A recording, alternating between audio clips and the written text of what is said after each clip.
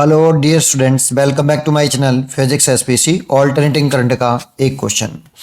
A series LCR circuit driven by 300 volt at a frequency 50 hertz contain a resistance 3 kilo ohm and inductive reactance दे रखा है हमें XL 250 pi ohm and a non-capacitor, the value of capacitance to maximize average power should be।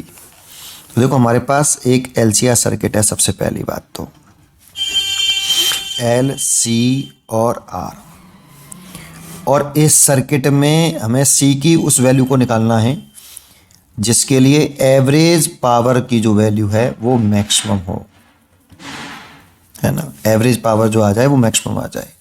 तो actual में average power क्या होती है? I R M S into V R M S. V R M S ये total effective voltage है और current इसमें circuit में आई आर एम एस है, root mean square current into cos phi.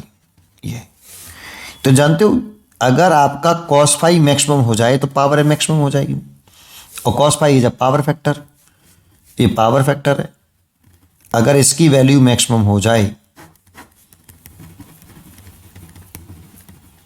क्या एवरेज पावर भी maximum हो जाएगा? बिल्कुल। और कॉस पाई की जो पावर फैक्टर की मैक्सिमम वैल्यू होगी, कॉस के टेबल में सबसे बड़ी वैल्यू +1, इससे बड़ी तो हो नहीं सकती। तो पावर फैक्टर हो जाए +1, और जो कि रेजोनेंस सर्किट का होता है। जब आपका एलसीआर सर्किट रेजोनेंस सर्किट होता है तब पावर फैक्टर 1 आता है, या प्योर रजिस्टिव होता है तब होता है। जब रेजोनेंस हो जाएगा तो प्योर रजिस्टिव तो हो ही जाता है बेटा, एक्सेल और एक्सी कैंसिल हो जाते हैं। या ऐसे कह दो R/Z, कॉस फाई की वैल्यू कितनी होती है? पावर फैक्टर कितना होता है यहाँ पे? R/Z = 1, तो R = Z। ये भी तो कंडीशन है, Z बराबर R तब होगा जब आपका रेजोनेंस सर्किट होगा, एक्सेल और एक्सी बराबर होंगे। और ये रेजोनेंस सर्किट की कहानी है, रेजोनेंस सर्किट। क्योंकि इंपेडेंस क्या होता है सर्किट का? Z इस एलसीआर सर्किट का रूट के अंदर R² plus XL minus XC का स्क्वायर। जब एक्सएल और एक्सी बराबर हो जाएंगे तो जेड आर के बराबर हो जाएगा। दैट मीन जेड की ये मिनिमम वैल्यू हो जाएगी बेटा, और सर्किट में करंट मैक्सिमम हो जाएगा, है ना। उसी को हम रेजोनेंस सर्किट बोलते हैं। तो पावर मैक्सिमम करने के लिए आपको सर्किट को रेजोनेंस सर्किट बनाना पड़ेगा, है ना। और रेजोनेंस सर्किट बनाने का मतलब है एक्सएल और एक्सी बराबर करना पड़ेगा।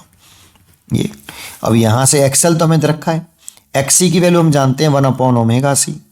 ये एक्सएल, इसको मत चेंज करना क्योंकि एक्सएल ही दे रखा है हमें यहाँ पे। ये 250 पाई ओम, तो यहाँ से सी निकाल लो सीधा सीधा, 1/ω एक्सएल। और ओमेगा के लिए हमें फ्रीक्वेंसी दे रखी है ये, तो ओमेगा बराबर लिख लो 1/2 पाई एफ इंटू एक्सएल। तो 1/2 पाई, और एफ की वैल्यू है हमारी 50 और एक्सएल की वैल्यू है 250 पाई।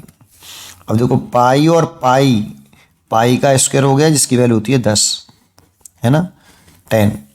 तो इसे लिख सकते हैं, और ये 100 हो गया, तो 1/100 तो ये हो गया, इसकी वैल्यू 10 हो गई, और ये 250 हो गया। तो 1 2 3 4, 1/25 और 10 की पावर +4। अब क्या करूं? 100 का ऊपर नीचे मल्टीप्लाई कर लूँगा ऐसे, 25 से 4 कट गया, 4, और नीचे हो गया 10 की पावर +6, ऊपर लाया तो 4 × 10 की power -6 farad. That means 4 microfarad इसका हम आंसर लिख सकते हैं। तो B choice is correct, 4 microfarad. पढ़ते रहिए और खुश रहिए।